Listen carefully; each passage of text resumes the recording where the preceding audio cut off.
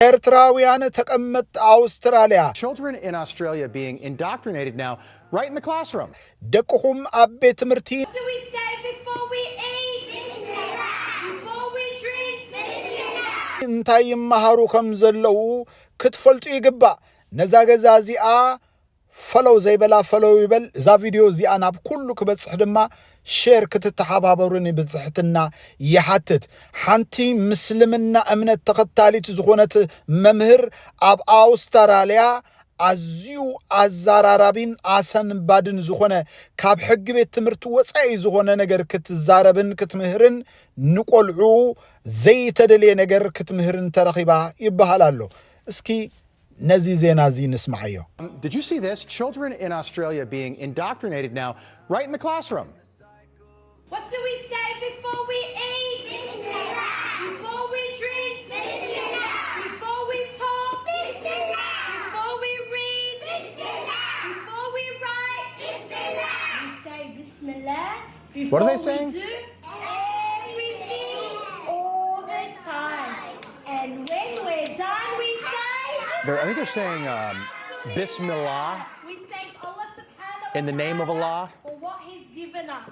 That's great. This is just like a normal class, by the way. It's not like a Muslim school. Could you imagine if that was happening at your kid's school, by the way? Sign of coming attractions. Take this seriously. It is serious.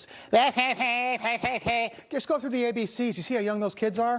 እምበኣር ከም ሰማዕኹም እዩ ንሕና ብፍላይ ኦርቶዶክሳውያን ደቂ ተዋህዶ ንሕና ንእምነትና ይንፈልጥ ደቅና እውን እምነቶም ክፈልጡ እንገብሮ ጻዕሪ የለን ዝገርም እዩ ነገር ግን ኣብዚ እዋን እዚ ዛ ሙስሊም እምነት ተኸታሊ ዝኾነት መምህር ኣብ ቤት ትምህርቲ ዓለማዊ ዝኾነ ትምህርቲ ክትምህር ኣብ ክንዲ ዝግባኣ ንሳ ናይ ምስልምና እምነት ትምህርቲ ክትምህሮም ጸኒሓን ተረኺባን ኣላ ነገር ግን እዚ ከምዚ ዓይነት ኣካይዳ ኣዝዩ ንኩሉ ሰብ ጸላው ስለ ዝኾነ ኣብ አውስትራሊያ ዘሎ ማሕበራዊ ሚድያታት ብዛዕባ ኣዛረቡለው ኣነ እንታይ ክብል የደለ መስልኩም ደቅኹም እንታይ ተማሂሮም ከም ዝወዓሉ ሕተትዎም ካብ ቤት ትምህርቲ ምስ ንገዛ ምሰምጻኹሞም እንታይ ትብልዎም መስልኩም እንታይ ኣጋጢምካ ዝሕዝን ዝሕጉስ ሓድሽ ነገር ቤት ትምህርቲ እንታይ ኣሎ ኩሉ እንታይ ተጻዊትካ ኣበይ ተጻዊትካ